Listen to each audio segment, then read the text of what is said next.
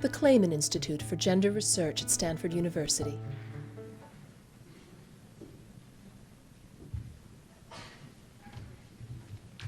Good afternoon. My name is Gerhard Sonnert from Harvard University. I'm a member of the Social Science Advisory Board of NCWIT, and I'm very pleased to introduce our next speaker, Dr. Shelley Correll. It's actually some kind of a repeat performance. As some of you might remember, Dr. Correll first spoke to the NCWIT community in 2007, discussing gender bias and beliefs in the context of mathematics performance.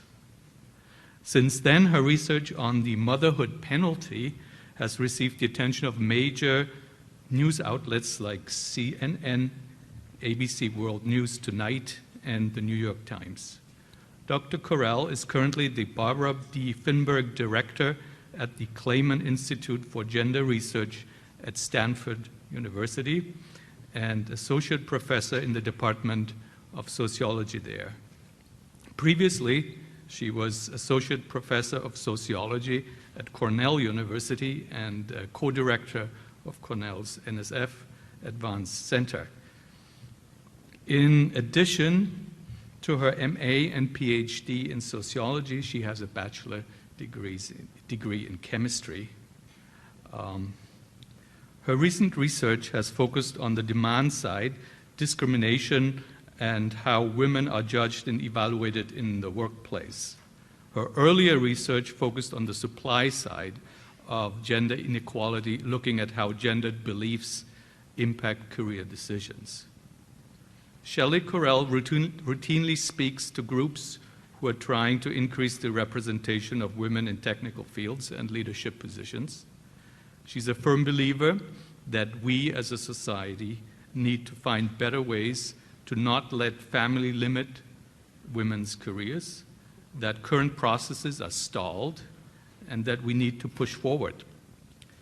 Today, the topic of the talk is minimizing gender biases in the workplace, from individual survival strategies to organizational solutions. Please help me welcome Dr. Correll.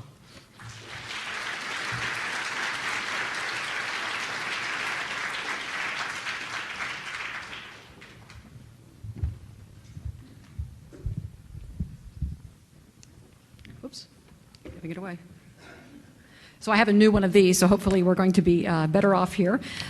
It's great to be here with you today. NCWIT is an organization that's objectives and missions very much resonate with the objectives of my own research, as I think you'll see very quickly as we dive into that.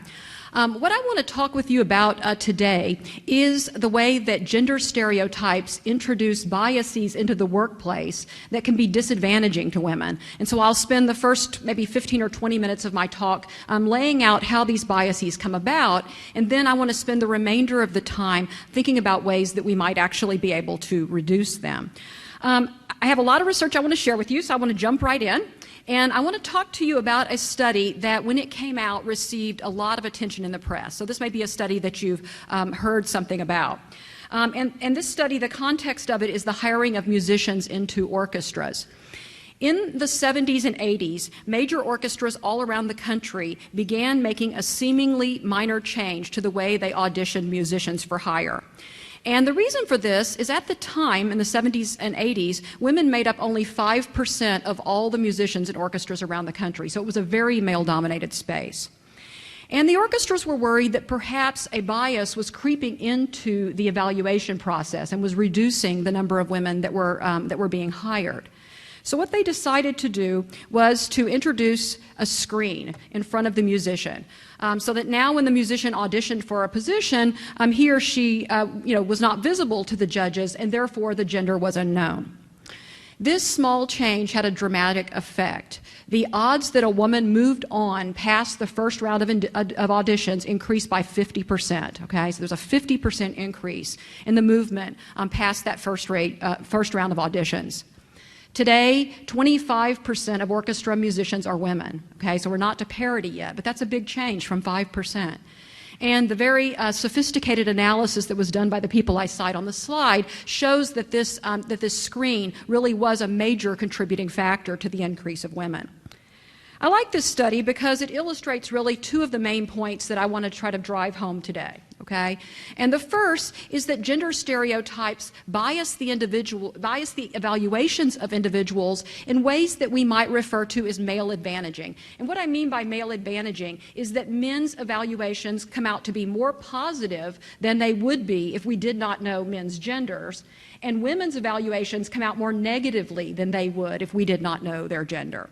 So this is what we call a male advantaging bias. So in the case of orchestras, switching to this blind audition removed this male advantaging bias. Once you couldn't see the woman, her evaluations went up.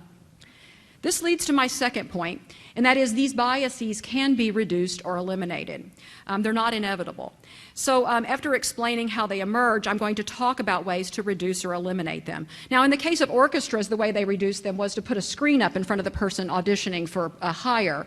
Clearly, that's not a solution for everyone. I mean, we could not, or would not want to do all of our work life behind a screen. So we're going to have to be a bit more creative than that, but there are tools and strategies that we can employ. Now, before moving on to some of the other studies, I want to just say a bit about the use of the word bias. A lot of people don't like this word. It sounds really negative. It has this kind of ugly connotation, like we're pointing our finger at someone and accusing them of being sexist.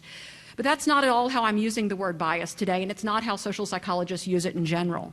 Instead, when we talk about bias, we're simply talking about an error in decision making.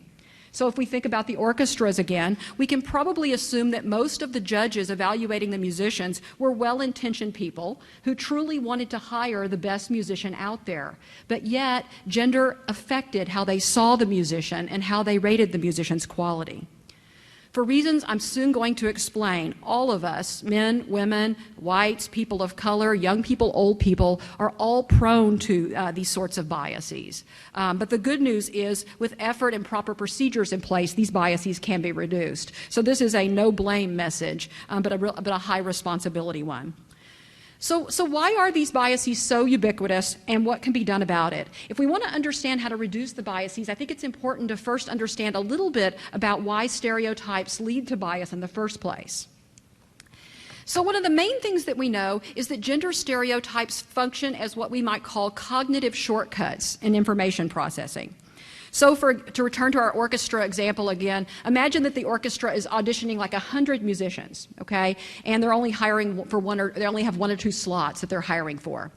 Processing all the information associated with 100 different musicians would be very cognitively demanding. That's just a lot of information coming in, especially in the time usually allotted for such decisions. So usually we have, weeks perhaps to make hiring decisions, not months or years. In these information-heavy contexts, especially under time pressure, individuals understandably look for shortcuts, some way to help them navigate through that sea of information. Unfortunately, and this is where gender stereotypes come in, gender stereotypes function as a shortcut. What I mean is implicitly or unconsciously, we often rely on what we know about categories of people, such as men or women, when evaluating individual people, individual men and women. So what do we know about men and women? What's the knowledge that we have about men and women? And here, the knowledge that I'm talking about is the knowledge that's encoded in widely shared stereotypes that are available in our society. Stereotypes are simply that. They're sort of widely held beliefs. We may not personally endorse them, but widely held beliefs out there in our culture about what men and women are like. And these then are what's available to lead to the kind of errors in decision making that I'll draw out. Psychologists have differentiated between two types of stereotypes. On the one hand, we have what are called descriptive stereotypes. Descriptive stereotypes are beliefs about the traits and capabilities that men and women are thought to possess. They're how we think men and women are. Research on the content of descriptive stereotypes finds lots of things, but one consistent finding is that we still find in modern-day American society that most people hold the belief that men are more capable and competent at a whole array of tasks than women. So whether or not there's any truth value to this or not, these beliefs persist. Now, often these differences are small. People think men are a little better at something than women, but they can be more pronounced, and they are more pronounced for the so-called male-type tasks. And these are things that I think people in this room care a lot about, and Nora's comments had us thinking about things like spatial ability, mechanical reasoning, and the like. For these type tasks, the beliefs are actually considerably stronger, with people thinking that men are considerably better than women. Women, by contrast, are stereotyped at being better at female-type tasks, such as those requiring nurturing ability and caretaking. So if we were in a place where we were evaluating people's abilities in those domains, we would likely see a female advantaging bias. However, the thing to know is that nurturing and caretaking themselves are often devalued in the workplace. So those are descriptive stereotypes. Prescriptive stereotypes are widely held beliefs about how men and women should be. So they have that prescriptive should element to them. The content of these beliefs are that women are expected to be, they should be nice, women should be warm, they should be concerned about others, and not dominant or assertive. Where men are expected to be agentic, by that we mean sort of action-oriented, get things done, assertive, and certainly not modest or weak. As we will see later with some of the studies I want to show you, when people violate these prescriptive stereotypes, they tend to be disliked. So what I want to do now is to show you what the consequences of these stereotypes are for men and women in the workplace. How do they play out? And one of the findings from my research and the research of others is that descriptive stereotypes affect the standard that we use to judge the performances of individuals. So it turns out that our standards shift depending upon whether we're evaluating a man or a woman. Why would this be? Well, if we think about it, when a woman performs well at a task, and especially a male-type task, so let's say we find out she has a lot of spatial ability, for example, this runs counter to our stereotypical expectations about women as a group. As a consequence, we tend to more critically scrutinize her performance. It wasn't what we expected, so it's as we're trying to look at it and make sense. How did this come about? When a man performs equally well at the task, this, by contrast, is consistent with what stereotypes would let us to expect. Therefore, we don't scrutinize his performance as closely. What this means, then, is that we end up, in many contexts, judging men by a more lenient standard than women. And because we're judging men by a more lenient standard, again, this is out of awareness, the performances of men come to be seen as higher quality. Women's performances, by contrast, being judged by a harsher standard, come to be seen as lower quality. And so I think this research, again, can help us understand what was going on with the orchestra study. Women musicians were being judged, when their gender was visible, they were being judged by a harsher quality, so their musical performance was not being seen as sufficiently high to warrant them a position in the orchestra. This is a graphic that I like to use to illustrate this. Here we have a figure trying to go over a high jump bar, and it's as if the bar is a little bit higher for women than it is for men, meaning that for any given woman, she's going to have to jump a little higher to get over this bar than a corresponding man would. Or in the aggregate, if we want to think about it, what this means is that on the other side of the bar, we can expect to see more women than we see, more men than we see women. Now, in the past, of course, these differences were larger than they are today. Stereotypes, 100 years ago were way more stark in differentiating men from women. But even then, of course, exceptional women got over the bar. Marie Curie, we can name other sort of exceptional women that have always cleared the bar. But in my work, what I'm really interested in is thinking of ways to bring these standards closer together so that the average woman is rated in the same way that the average man is. Okay, I want to now turn to a second research study that shows us how stereotypes affect judgments and how differential standards play out in that. And this study comes from the field of psychology, and what the authors of this study did is they conducted an experiment where they created a resume for a job candidate who was ostensibly applying for a position to become an assistant professor in psychology. And this applicant had really good credentials, and he or she had just completed his PhD. So they created this resume, and then what they did is they sent the resume out to psychology faculty all over the country, and they asked them to make judgments about this assistant professor on all kinds of domains. And importantly, they asked people to say how hireable this person would be in their own psychology department for a tenure-track position. So these psychology faculty get these resumes and make these judgments. A randomly chosen half of the participants got the resume on the left with a man's name on it, Brian Miller. while the other half of the psychology professors out there got the very same resume with the exact same publications, the exact same grants, teaching evaluations. Everything was the same, except the resume had a woman's name on it, Karen Miller. And so now what the question, of course, is does gender bias these job evaluations? People have the exact same resume. The only thing differs is whether one is presented as a man or one is presented as a woman. The differences were striking. 79% of the people who got the resume with Brian's name on it said that he would be worthy of hire for a tenure-track position in their department, while the other randomly selected half of the participants who got the very same resume but with a woman's name on it, only 49% of those deemed her worthy of hire.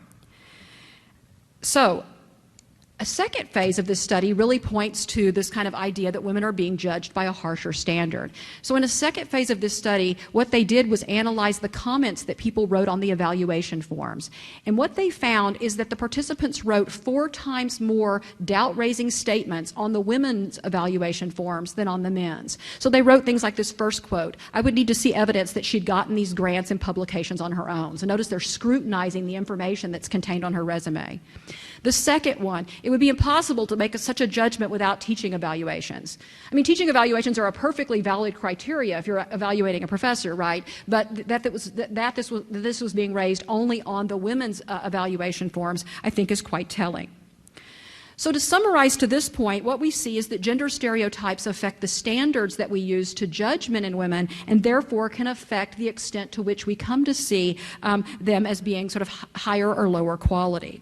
This is, of course, unfair to women who have to perform at higher levels than men to be seen as equally qualified. But I also want to point out that a lot of the things we're talking about today are also going to be unproductive for organizations who presumably would prefer to make more accurate judgments about the people they're hiring and not be being influenced by gender stereotypes.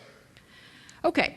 In addition to stereotypes influencing the standard that people use to judge individuals, gender stereotypes also affect the criteria that we use to judge individuals. A cool study that shows this was another experiment, but this time what's happening is people are rating applicants for a police chief position. And as you may know, police chief is a very male-type job. In this study, participants always rated 2 applicants, and one of the 2 always had more education, and the other one had more street smarts, or more experience, we might say. Okay, so that was the key difference between them. They tried to create people who were sort of equally qualified, but one was better on one dimension and one was better on another. In the first phase of the experiment, a set of participants evaluated these 2 applicants with no names on the file, so there's no gender that's salient here at all. And what they found is that participants overwhelmingly preferred the applicant that had more education, and they justified their choice by saying, this person has more education, and I think that's more important for being a police chief. So education seemed to be the criteria that really mattered to the participants. In the second phase of the study, they use the very same resumes, but now what they do is put men and women's names on them. So now one of them is a man, one's a woman. And importantly, the one that has more education is the man, and the one that has more experience is the woman, okay? And so now they have a different set of participants evaluate these 2 applicants. And what they find here is that people overwhelmingly preferred Brian, the male applicant, and the reason they gave is that he had more education. So no problem here. Education was what mattered in the first condition when we didn't know people's gender. Now with a different set of participants, we know the gender. People are still saying that education is what matters. What's interesting is what happened in the next condition, and you can probably guess this by now. So now what they did, different set of participants, same resumes, they just switched the names around. So now Karen has more education and Brian has more experience. So if education matters, Karen should be chosen. But that's not what happened, or I wouldn't be standing here today. What happened is that Brian was actually chosen, and when people were asked to justify their choice, they said it was because he had more experience. So notice how the criteria shifted to justify what was probably their gut feeling about who was more appropriate for a job as a police chief, the man in this case.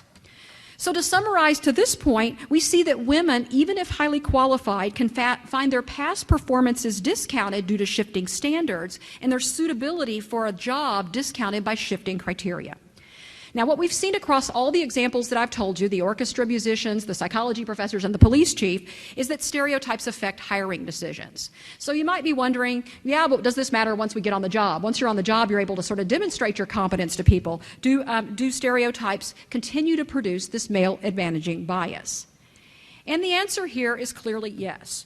Research consistently finds that women have less influence in group settings at work. So what I mean by that is, in a group setting, if women offer a contribution to the group, people are less likely to use that information when deciding how to proceed. Women tend to have their contributions judged less positively in the workplace. Very similar kind of experiments that show this. And women are less likely to get credit for their ideas. And this third point, when I talk to women's groups, this is the one that seems to really resonate with women at work. I don't know if you've ever had this experience, but it's an experience where you make a suggestion in a group and no one hears you. It just kind of like you said nothing. And a few minutes later, someone else in the group, perhaps a man, makes the very same suggestion and they get credit for it. So whenever I talk about this, people, as I said, it usually resonates with people. And one of the women in the group I spoke to recently sent me a card with this on it, which sort of humorously depicts the very phenomenon that we're talking about here. So cartoons are always welcome. But it's not just cartoons. Research bears this out. So I'll tell you about a study here. This is a classic social influence kind of study that was done back in 1995. The authors of the study created a 4-person group with 2 men and 2 women. And what the group was charged with doing is to deliberate and come up with a group solution about who should be awarded the custody of a child. So what happened is each of the participants was given a packet of information to read about the case, and they came and deliberated and came up with the answer, who's going to get custody of this child. The key feature of the study, though, is that one person in the group was given a unique piece of information that no one else in the group had. And it turns out that this unique piece of information was actually really key to deciding the case. Half the participants were in groups where the person who had the key piece of information was a woman, and the other half were in groups where the person with the key piece of information was a man. So the question is, who do you listen to? And what they found is that participants were twice as likely to use the key information when it was introduced by a man. Okay, and this is a very common finding in these studies. Now, why would this be?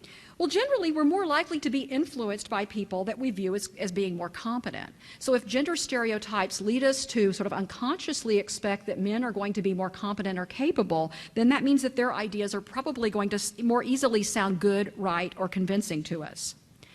Just one more current study in this domain that I want to mention to you because I think it's really important. A very similar kind of design, but what the authors of this study did is, in addition to one person having more information than the other people in the group, they actually had one of the people in the group labeled as the expert. So you think you would listen to the person that is labeled the expert in your group. What they found is that participants were more likely to listen to men experts than to women experts. And this had consequences. What it means is for the groups that had men experts, they actually performed better than the groups that had women experts. But it wasn't because the experts were any better or knew anything more. It was simply that people were more likely to listen to the expert when it was a man. What I like about this example is I think it really shows the negative effect that stereotypes have not only on women but on workplaces. Presumably a workplace would want other members, employees in the firm or what have you, to be listening to the experts that they in fact hire. Okay, so these are some of the kinds of ways that stereotypes can introduce bias. Sometimes when I talk about this work, people want to know, are these biases, big enough that we should be concerned about them? Or are they trivial? I mean, does it matter that someone doesn't give you credit for your ideas? Are we making mountains out of molehills here? But what I want to argue is that mountains are made out of molehills, and that the effects of gender stereotypes, while small in any one instance, actually accumulate to create increasing disadvantages for women. And I want to show you a study that sort of shows how this can happen. And this study is a computer simulation study where what the authors did is they created a hypothetical firm that you see represented here, and it's got that traditional kind of pyramid structure. And at the top of the pyramid, you see 10 people at the top. These are our leaders, okay? These are the people who've moved up to the top. And at the bottom and the lower level entry positions, you see what we have are 500 employees, 250 men and 250 women. So this firm does not have a pipeline problem, and we'd love to be in this position in computing, right? So 250 men and 250 women in the firm. And the way you move up in this firm is if you have better performance evaluations than other people. So if you perform better, you move up. It's a meritocracy. That's the only thing that matters in this computer simulation. And in the first condition of this experiment, what they do is they give every one of these hypothetical men and women a performance evaluation.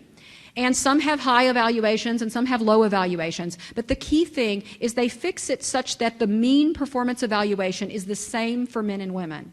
And the distribution is the same for men and women. So while some men might perform better than some women or vice versa, there is no pattern to the difference, okay? There's no systematic difference.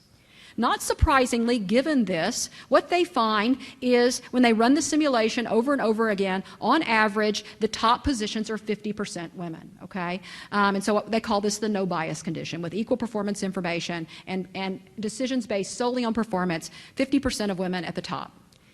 The next condition, what they do is they introduce a 1% negative bias onto women's performance evaluations. In other words, they take that performance evaluation and they discount it by 1%. That's a trivial amount of bias. I think most people would agree. Very, very small amount of bias. The question is, does it accumulate over the 8 levels of this organization as people are being evaluated? And the answer here is yes. With only a 1% bias, we go from having 50% women at the top to only having 35% of women at the top. Make the bias a little bigger, 5%, but still very small in terms of what we find in a lot of these the studies that I've reported. And what we see now is less than 3 in 10 of the women less than 3 in 10 of the positions at top are now held by women. So what this, I think, shows is that even a small amount of bias, if it happens day in and day out as people are being evaluated, can accumulate and negatively affect women's careers.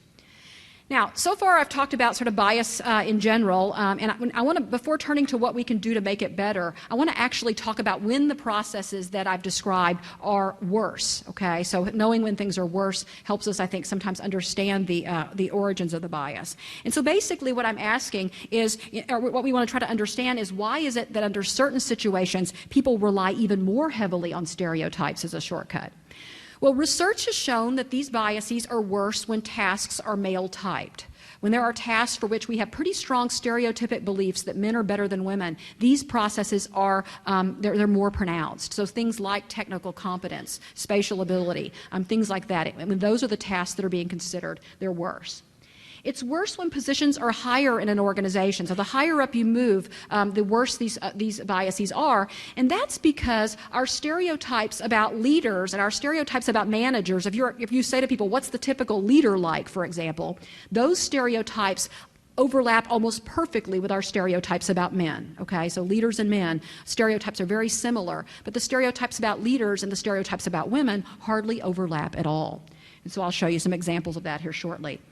My own research has shown that these biases are worse when women are mothers. The stereotypes that we have about mothers turn out to be stronger than our stereotypes we have about women in general. And in particular, there's the stereotype that mothers are not as committed to paid work is pretty strong and has really pretty profound consequences. It's worse when evaluation criteria are vague. When people don't know how to evaluate someone, they're just told hire someone and they don't know what to do. That's when they more need this sort of cognitive shortcut, and they tend to rely on stereotypes more heavily. And finally, they're worse when people making decisions are tired, rushed, or otherwise what we might think of as cognitively burdened. When we're distracted, thinking about something else, we're tired, the kind of ways we almost always are at work, right? We're really looking for a shortcut. Stereotypes are readily available. So that's the bad news. Let's spend the last bit of our time talking about what can be done to reduce these things. And here what I want to do in my comments is differentiate between survival skills and organizational solutions. Both are going to be useful in some way, but I want to differentiate between them. Survival skills are the advice and training that we provide to women to help them navigate a workplace where bias is always possible. If you want to keep yourself busy for days and days on end, Google career advice for women. I mean, it's a career advice for men is a much shorter number of hits. Career advice. So there's no shortage of things that we tell women in terms of survival skills about how to better navigate their careers. And a lot of these things, as I said, turn out to be quite useful. So, for example, be sure that others notice your own accomplishments. Toot your own horn. One of the problems with stereotypes is they're discounting your performance. So, self-promote, let people know what you're doing. Be confident. Negotiate, ask for things that you want. Speak up at meetings, don't wait for people to call on you. Volunteer for leadership positions, don't wait for people to come knocking on your door. And because of the negative effects that children can have, don't draw attention to your children. Don't put pictures of them up. Or if your children are sick, say you're sick. I mean, all of these things can be found in handbooks for women.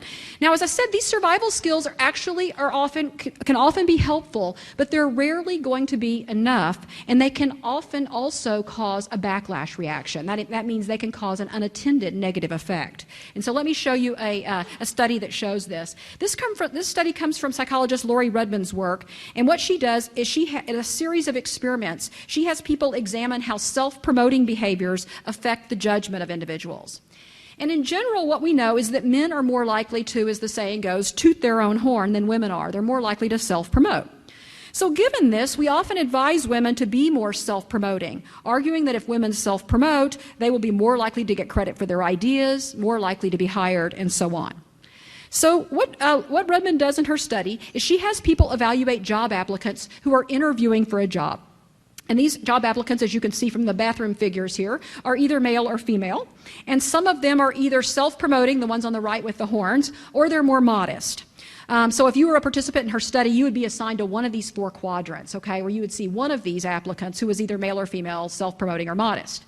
Now, the thing that the participants don't know is these people are actually trained actors that are part of the study, and they're enacting a script, okay? So that whether it's a man or a woman self-promoting, they're saying the exact same thing. So that's not what's going on here. So what happens? What does she find? Well, what she finds is that self-promoting works. For both men and women, the more they self-promote, the more competent they're seen in their job interview process. So self-promotion does enhance the competence ratings of both men and women. However, women who self-promote were also seen as being less likable. People didn't like the woman who self-promoted. They didn't mind the man who self-promoted, but they didn't like the woman who self-promoted. Why would this be? Well, when women self-promote, or when they negotiate too hard, or when they give directive orders in a leadership position, they violate those prescriptive stereotypes that we talked about earlier, those shoulds, okay? These are the stereotypes that say that women are supposed to be nice, warm, concerned for others, not assertive, not dominant, and not aggressive, okay? So women are violating those by self-promoting. Now, sometimes when I talk about this, I've had women say to me, well, I don't really care if people like me at work or not. I'm just trying to get my job done. But likability matters, especially when you're trying to get a job. What Rudman shows in her paper is that the man who self-promoted was more likely to be hired than his modest counterpart. But for the woman, that wasn't true. The woman who self-promoted was judged to be more competent, but people didn't want to hire her because they didn't like her. The modest woman, by contrast, wasn't very likely to be hired either because they didn't think she was very competent. So you see the double bind. It's hard for women to be judged as simultaneously likable and competent. So what advice do we give women in this mess that we find ourselves in? So the survival skills here really involve trying to establish your competence without being threatening, without being seen as aggressive or assertive or dominant. So one piece of advice that I just love that you find over and over again is, to be relentlessly positive and pleasant. If you're relentlessly, I love that, relentlessly. If you're relentlessly positive and pleasant, then perhaps you'll be seen as likable, but also still be seen as competent. So notice the tightrope we're walking here. Express group-oriented motivations when making suggestions in groups. So, for example, you might say something like, it would be best for all of us if we did X, Y, and Z, rather than just saying, let's do X, Y, and Z, the directive that we might expect of a leader. Use humor to coax subordinates along. And then this last strategy, push forward, pull back. I'll read you a quote to give you a sense of what I mean. This comes from Alice Eagley's recent book on women leaders, and she's interviewing a Wall Street female executive. And this woman says, "You have to be strong and assertive without offending people. So you push a little and then back off. You're always testing the waters to see how far you can go, trying not to get angry, trying to think of other ways to say you're not right without attacking the person. It's getting more and more difficult the higher I go."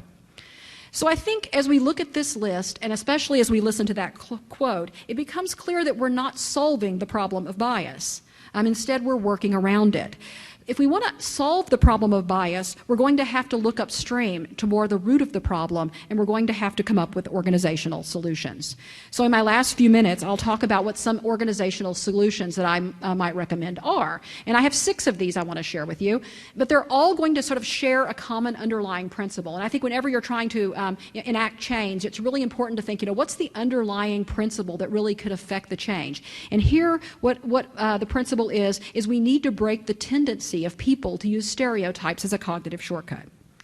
So the first thing is actually teaching people about the effects of stereotypes. Now, I do this a lot, and people would always say to me, you're preaching to the choir. You go to a group like this. This is a group that's about wanting to help women. Of course, people here are all on the same page. We want to do this. We're not the ones that need this message. But my pushback here is to say I'm not preaching to the choir. I'm arming the choir.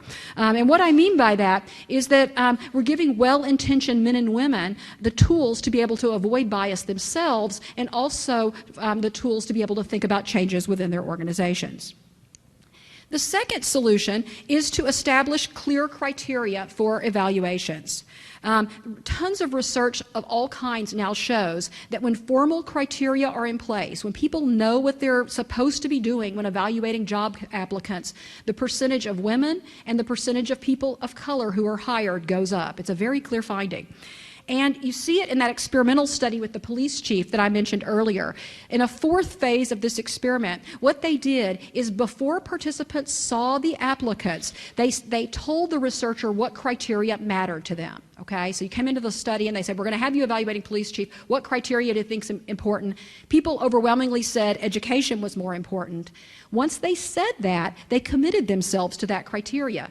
Which meant that Karen now, with more education, was actually more likely to be hired. Okay, so when people committed to that criteria, Karen, when she had more education, was more likely to be hired. The next closely related suggestion is to evaluate the criteria you're using in the first place and to be sure it is the right criteria. A lot of times our criteria came about through historical means. We look around and say, who's been successful here in the past and what are they like? And that's where we get our criteria. If women weren't part of the organization that we were in the past, we may have criteria that historically men were better at than women. If that criteria is not valid, then perhaps we need to change it. And here's an example that people in the room know very well, I think, that'll illustrate that. Carnegie Mellon increased the percentage of women in its computer science department from 7% to 42% in just 5 years. Now, since then, the number has gone down some, and that speaks to a different issue, and that is how to sustain organizational change. But nonetheless, the gain is impressive, and it's worth thinking about what they did to produce that gain. And they did many things. But one of the things they did was to change their admissions requirement so that they no longer required high levels of prior computer experience. As with spatial reasoning ability, this is an ability that could be taught, and by teaching it in the first semester of school, more women were eligible for this particular major. And it didn't affect the quality of graduates they produced out the other end. The next solution, hold decision makers accountable. This is commonly recommended, but how it works in the case of stereotypes is very interesting. If I have to explain my decision to someone else, I have to go and say, here's why I preferred Brian Miller, knowing that I'm going to have to explain the decision to others, that I'm going to be accountable, forces me to slow down and more carefully scrutinize the hiring decisions that I'm doing. And so it's that more careful scrutiny that causes me to not use stereotypes then as a cognitive shortcut. Be transparent, track numerical progress. Organizations manage what they measure. And I know lots of people here in the room do this. When you're constantly posting the numbers about where you are in terms of women and other forms of diversity, what you're doing is signaling that these are things we need to be thinking about. And in so doing, this also helps break the tendency for people to use gender and other forms of stereotypes in making their judgments.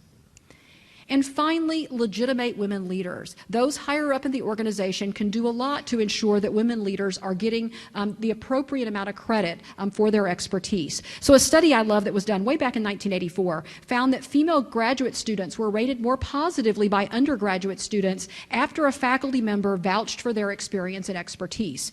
And this turns out to be important because, as many of you may know, in higher education, female TAs in science and engineering classes often are rated more negatively by the students they're teaching. Female faculty in those fields often also experience this.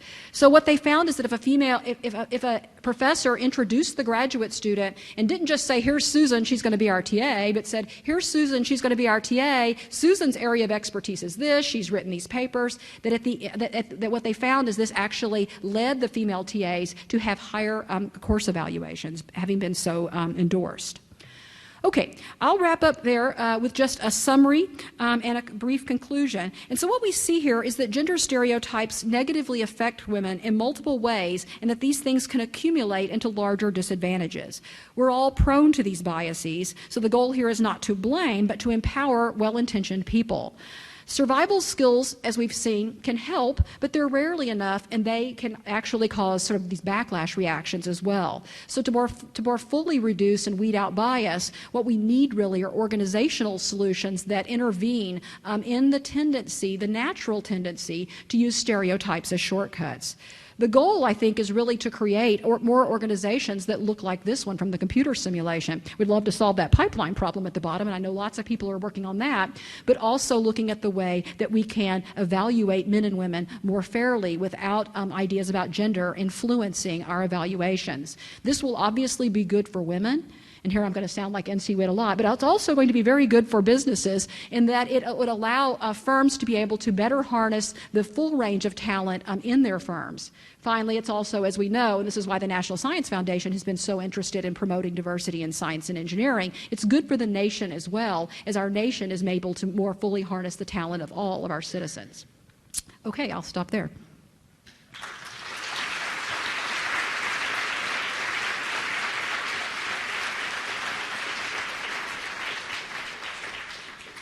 So happy to take some questions, and I think there will be microphones coming. Yep, here come microphones down the center aisle. So.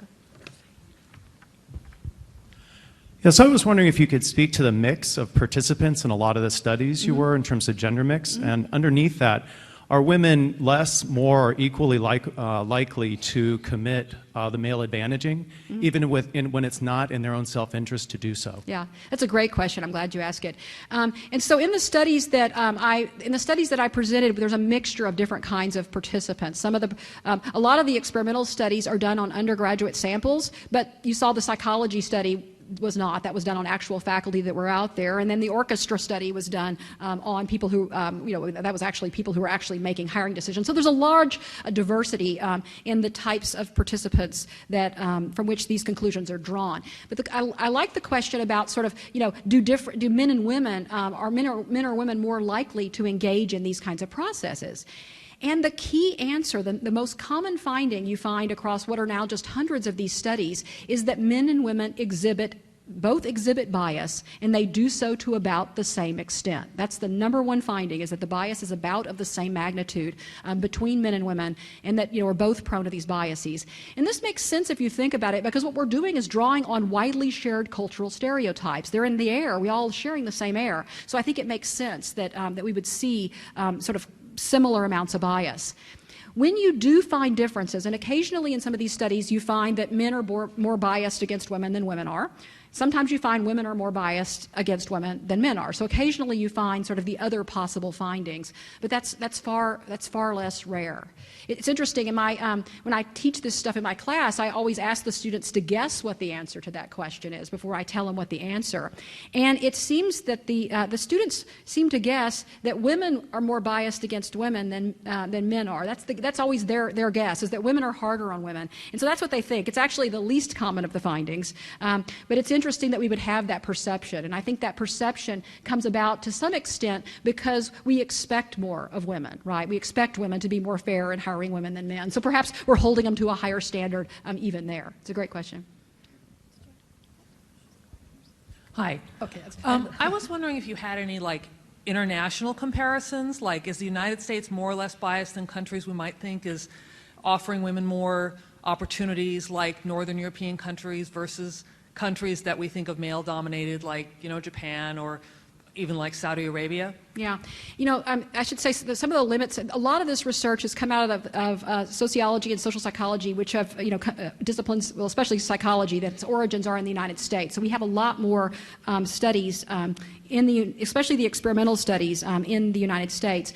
But one of my recently graduated PhD students did a study where she had people evaluating startup business plans for entrepreneurs trying to receive venture capital funding. And she finds a bias against women. That is, if you describe the project with a woman's name on it, it seems less worthy of funding than if it has a man's name on it. And this is something that maybe isn't surprising to this group. But interestingly, and to your point, she did the same experiment in the United States and in the UK. And the biases were stronger in the UK than in the United States. And that was the prediction going into the study, because the stereotypes about men and women are more differentiated in the UK than they are here. So, that's an example. We have fewer experiments that are truly comparative, and we need that kind of stuff. But what we do know, for example, I've done a lot of work on the bias against mothers in the workplace, and we do know with actual data that mothers earn less than childless women, and this is controlling for all kinds of things, what kind of job you're in, how long you've been on the job, that there's a pay penalty that mothers experience. That does vary cross-culturally in interesting kind of ways. It's, for example, worse in Germany than it is in the United States, and it's better in France than it is in the United States. And now when you think about that, why would that be? Germany has this, great parental leave benefits. France has, great daycare for very young children.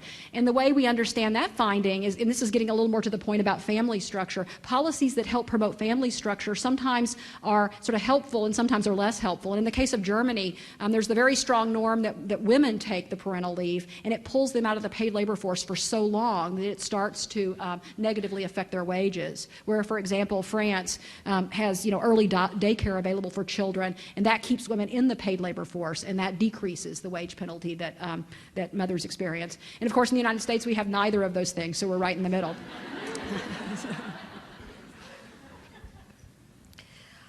I'm very aware that businesses seem less and less willing to train people over the decades. And in my age group, that's a way that a lot of women came into computer science. Today, I'm still in the software industry, and no one even seems to have a concept of training. And I feel it acts against women. And I wonder, in your attempt to get organizational change, do you see resistance to that, or are people open to it? Yeah, you're right. It's our businesses in this country and our universities as well seem to want the people they're interviewing to already have all the skills that they want them to have. And so I do see that sort of resistance to training people. What organizations to me seem most receptive to is, and I do a lot of this training myself, is going in and sort of, doing trainings, these sort of survival skill trainings for women, teach women how to negotiate, teach women how to do this or that, as if, women are, in some ways ways the problem. And so, but training that might be more skills-based training, like can we get people up to speed, and in the way that, say, the Carnegie Mellon was willing to do with computer science, that's a much harder sell. I mean, I think there is sort of a strong sense that people should be sort of ready to go with the criteria that we have in mind. And interestingly, I do work with some of the tech firms in the Silicon Valley, and I won't name the firm, but one of the people was sort of telling me about that one thing is that the men that came in, the entry-level men, just were much more interested in sort of the kind of hacking culture that is computer science.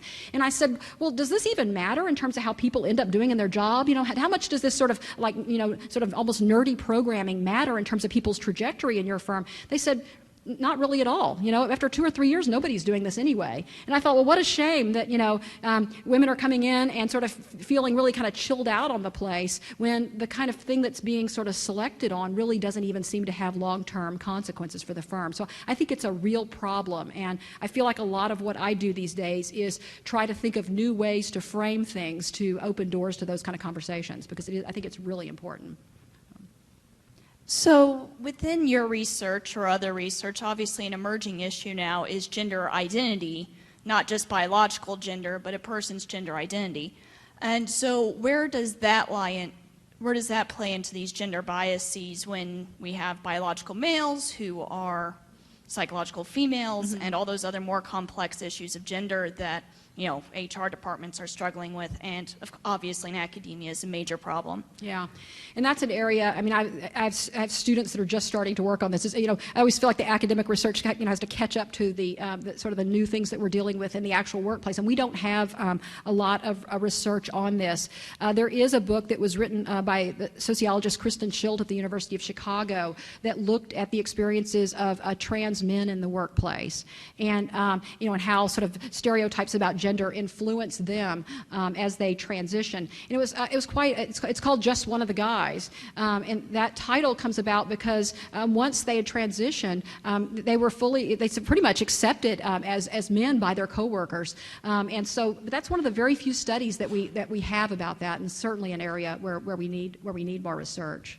So I wish I had more to tell you, but there's just not that much right now. Okay.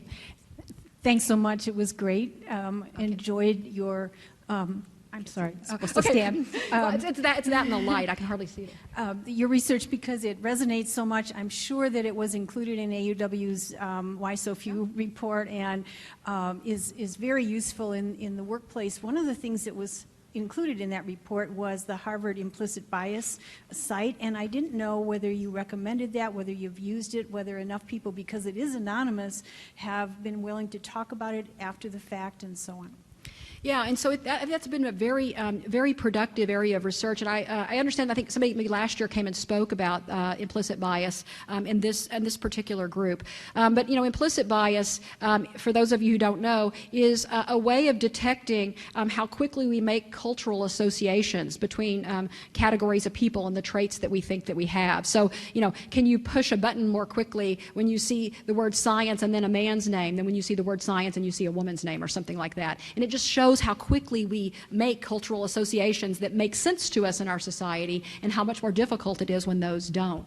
I find this body of research to be very convincing for showing people the kinds of biases that we all hold. And if you've ever been in one of these participations, they kind of go through a demonstration with you, and you sort of see how even verbally, and even though you're a person who's sort of actively working on breaking down barriers, you yourself are having a hard time associating, say, women with science as quickly as you can associate men with science or something like that. And so I think it's very useful for getting people to see the way that gender biases continue to matter and that we all possess them. So I think it's very useful in that way. I've not personally done any of the research myself, but I will say another reason it's useful is that there are some things for which implicit measures of bias are more predictive of our behavior than explicit measures of bias. So if you were to ask somebody questions about, do you think women should be computer scientists, somebody that would say no to that is exhibiting a rather high level of, a very conscious bias. But these sort of implicit biases actually in some ways can be more predictive. They actually especially predict the negative reactions to women who self-promote and things like that. The violations of those prescriptive stereotypes are heavily predicted by implicit bias. Thank you. I found it really fascinating when you were talking about the study. Sorry, I'm right here. Oh, there you are. Sorry.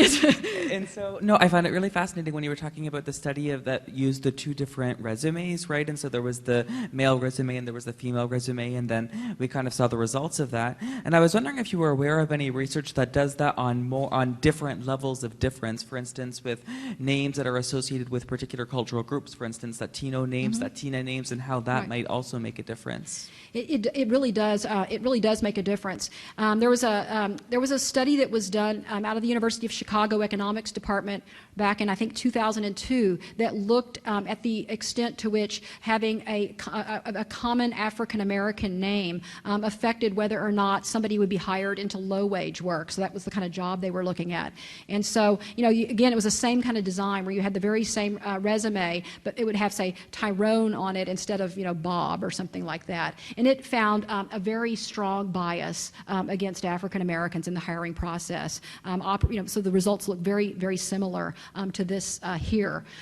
So we do have several studies out there, not as many as we do with gender, but an increasing number that at least look at the experiences of African Americans. Recently, there was another one of these kind of studies that was done to look at the extent to which gay men were discriminated against. And this was done by a PhD student in sociology at Harvard, and basically he sent resumes out to jobs in, I think, 5 different cities across the United States. And what he would do is that on some of the resumes, you learn that the person had had a very important position in a group when he was an undergrad, a very important position in some sort of a gay and lesbian group, and the other person was involved in something else, and found a really pretty substantial bias against gay men, although it varied regionally, as we might expect. And so the bias against gay men was much smaller in states that tend to be more progressive on these issues and worse in, say, the Deep South.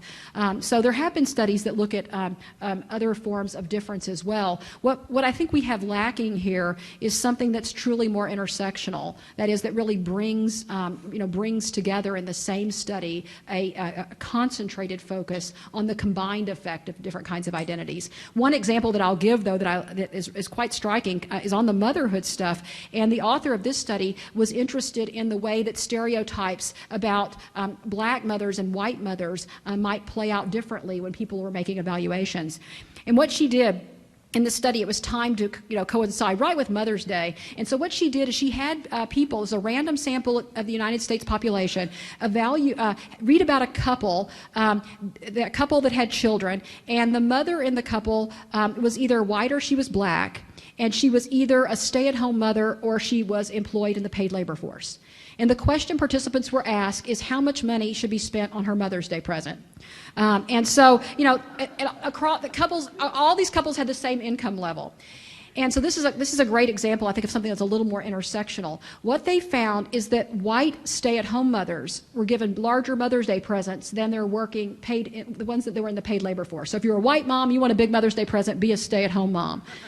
But for black mothers, they got bigger Mother's Day presents when they were in the paid labor force than when they were staying at home. So we sort of see the way that cultural conceptions about parenting are not only gendered, they're also simultaneously raced. And so, but these are the kind of studies I would love to see more of. Thank you. I was curious to understand what role, as you looked at this, introversion and extroversion plays in that bias, if any, meaning if you're an extroverted female, is there any more or less bias versus an introverted female or male? Yeah, so I guess the prediction would be just in general, extroversion would, to the extent that extroversion starts to look anything like being assertive or, what have you, that would lead to a violation of prescriptive stereotypes. But when people are extroverted, they're not always extroverted in just an assertive way. They might be bubbly and outgoing or something like that as well. In these particular studies, it ends up not affecting the result. People are randomized into conditions, so there's equal numbers of introverts and extroverts across the condition, and so it doesn't matter in that particular way. And in the one study I showed you, I mean, those were actually scripts they were enacting, so that was kind of muted out. But in the other studies, it's common to collect these individual personality measures and to see if they affect our results. And with the sort of this sanctioning of people, it doesn't seem to matter so much.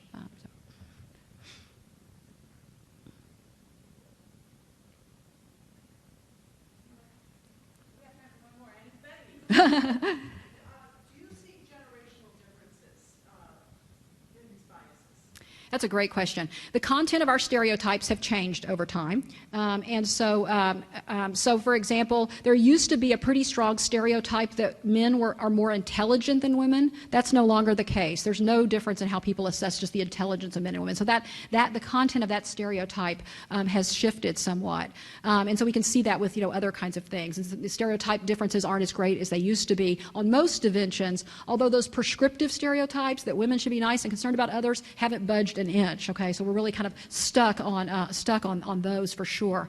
But amongst the sort of does gender, does age of, let's say, the participants matter? Yeah, you do see. I think things are getting a bit better in this regard. That we do see sort of smaller biases again in general against younger people. It's not a tremendous difference, but we do see some of that. So if that sticks and doesn't wash out as they themselves get older, that would be encouraging news. So.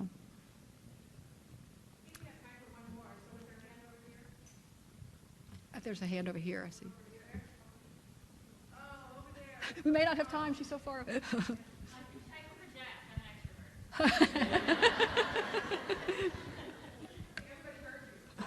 And we still like you. So as you're talking about generational differences, because I'm looking at the 3 male leaders in my office, and we only have three leaders, and they're all male, all of their mentors were women.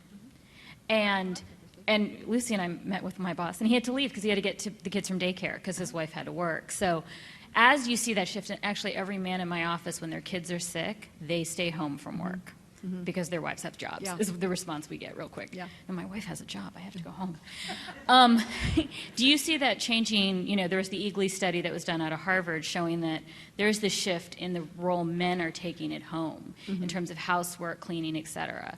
Do you see this shift in how those men, as they get into positions of power, how they drive that down? Yeah, and so we have seen a shift in men doing more housework, and in particular in doing more childcare. That's where we've seen sort of the biggest increase there. And so that's another sort of encouraging trend. And in some ways, if you think about women who are partnered with men and they have children, to the extent that men are doing some of that, it also means that women aren't having to do as much, which is good for avoiding some of the bias that mothers face. So I do think this is a trend that we're seeing. But at the very top, it depends, here it talks about it depends on what kind of job we're talking about. At the very top, with the more extreme careers, people who work over 50 hours a week, for example, what we see, we don't see as much help from men at that. In that sector. So that's an area where we still, I think, really need some improvement. So women who are married to men who work more than 50 hours a week, for example, are very likely to cut down on their hours or opt out of paid labor. The other way around, it doesn't happen. Men's hours are not really responsive to how many hours their wives are working. So there's still a lot of improvement that I think needs to be made. But it is encouraging, and it's as somebody who teaches college students, at an elite university, I'm very encouraged, at least by what they say at this point in time, about how they want their lives to be, in terms of being fully involved with their children and having a partner who's fully involved in the paid labor force. So. Thank you. Please join me in thanking.